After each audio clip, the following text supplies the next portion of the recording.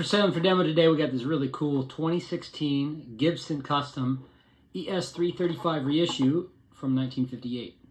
This is a really cool version of the guitar. A lot of people may not know that the very first run of ES-335s came in 1958 with some unique appointments. The main one being no binding on the neck. We're all familiar with the dots and binding, the dot neck 335s, very famous for the 59 edition, which everybody loves, 59 Gibsons, and for good reason. The 58 has its own unique appeal.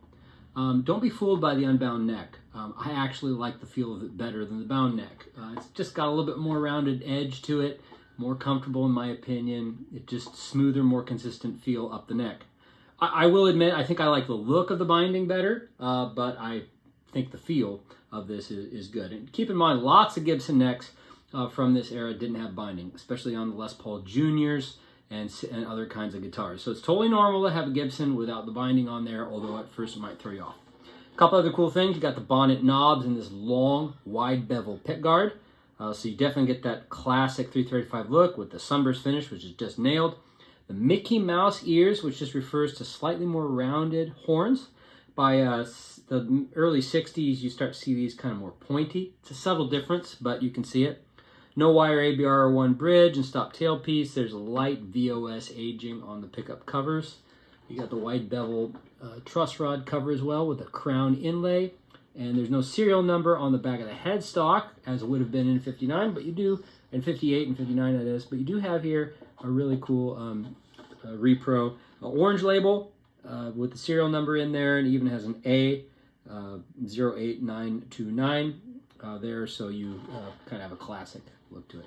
Cosmetically, I would say this guitar is in very good used condition. It's not a mint guitar. It's not an excellent guitar, but it's still very nice. It's a very good condition. The main flaws, I'd say, is that there's kind of a foggy area to the finish there. You can kind of see it where, you know, previous owner played with his forearm. It's a bit up here on the edge as well.